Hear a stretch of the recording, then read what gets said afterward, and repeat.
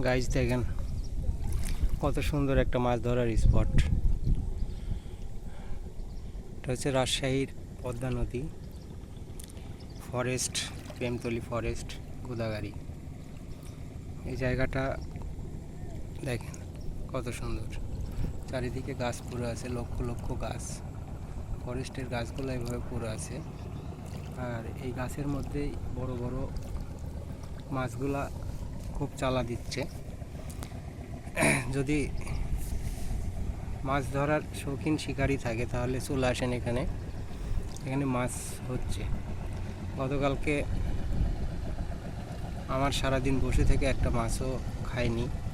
পরে 4:45টার সময় বড় একটা রুই মাছ হিট হয়েছিল, কিন্তু দুর্ভাগ্য আমার যে মাছটা তুলতে পারি নাই।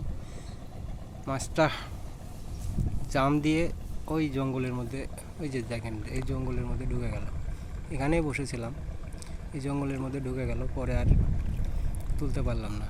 মাছটার সাইজটা অনেক বড় ছিল, 15-16 কেজি রুই হবে। মাছটা যখন জাম দিয়েছিল 2-3 হাত পানির উপরে উঠছিল, পুরো মাছটাই দেখা গেছে, অনেকেই দেখেছে। তো যাই হোক, যদি মাছ ধরার ইচ্ছা থাকে এখানে আসেন, দেখেন কত সুন্দর জায়গা।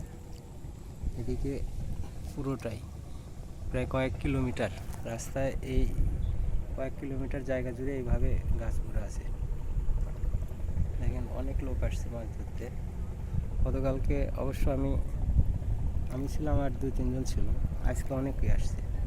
কালকে মাছ ছুটে গেছে, এটা দেখে আজ অনেকেই মাছ মারতে আসছে। তো এখন পর্যন্ত খাওয়া পাইনি।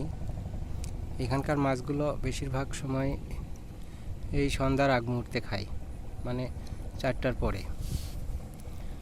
তো এখনও খাওয়া পাইনি, দেখা যাক, আশায় আছি যদি কালকের মতো একটা হিট হয়। দেখেন গাইজ কত সুন্দর, পিছনে ফরেস্টের গাছগুলো এভাবে ভেঙে ভেঙে নদীতে পড়ে আছে।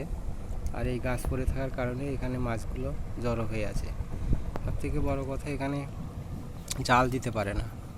এখানে জাল দিতে না পারার কারণে মাছগুলো এখানে জমা হয়ে থাকে। অবশ্য ওই দূরে নদীতে জাল দেওয়া আছে, কিন্তু তাতে অসুবিধা নেই, বড়শি বাঁধে না। বড়শি যেটুকু বাঁধে শুধুমাত্র এই গাছের ডালে বাঁধে।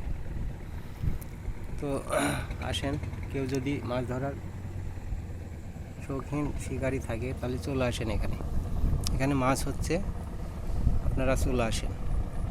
ধন্যবাদ সবাইকে।